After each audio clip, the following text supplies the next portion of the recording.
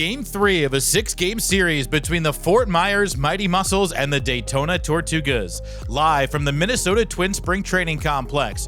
We welcome you into the broadcast booth, everyone. John Vitas alongside Patterson Follis. And Patterson, the Mussels bats have gone quiet the last couple of days after an amazing 11-3 start to the second half. They've been cooled off by this Daytona pitching staff. Yeah, it's been really interesting to see, especially with the way, like you said, John, that they started this second half of the season. It's a totally different team right now, but they're going to try and get back on track with a couple of guys coming into the lineup here tonight. Yeah, big-time reinforcements tonight for Fort Myers with Brandon Winokur getting his first start in 2 weeks.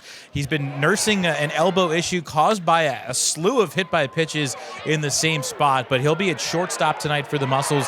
Nick Lucky's kind of been pigeonholed to that spot with Winokur out as really the only true shortstop on this team, but now they've got some options. Well, and really just exciting to see Winokur back in the lineup. He's a tough kid. He plays hard. He plays the game the right way, and he's a guy that wants to be out there every single day. And I think that having a guy like that back in your lineup has to provide a spark, and he'll look to do that here today. Yeah, maybe a little invigorated by the time off as well. Some of the most power in the Twins organization. A pitching matchup today features Ross Dunn, the left-hander, going for Fort Myers. He's unfortunately allowed 6 runs in each of his last 2 starts. How does he get back on track tonight? Well, I think he's got to start by throwing strike one. That's the key for most pitchers, and especially for Dunn. He's facing a lineup with 8 right-handers and 1 switch hitter, so he's going to get a heavy dose of the right-handed bats. He's got to start ahead, and then he can work off of the pitches from there.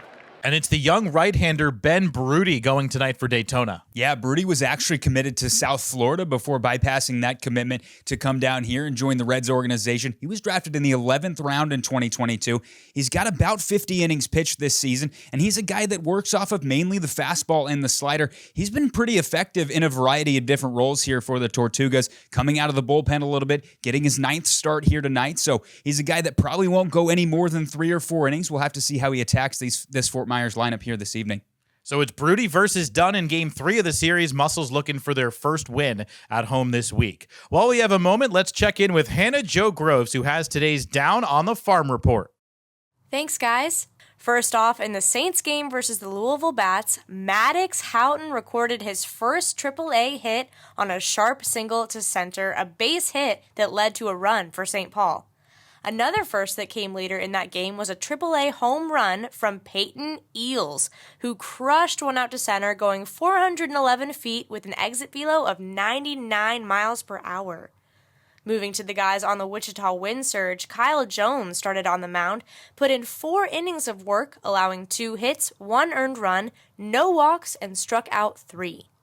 For the Wind Surge's offense, Jefferson Morales doubled on a sharp ground ball that got Luke Keyshaw and Jake Rucker home, putting Wichita on top by 2.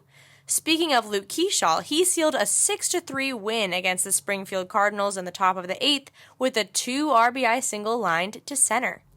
That was today's Down on the Farm report. Ask your seed dealer about Don Mario, the soybeans that are changing the game. It's about time for first pitch here at Hammond Stadium. Let's send it back to John Vitas and Patterson Follis in the broadcast booth.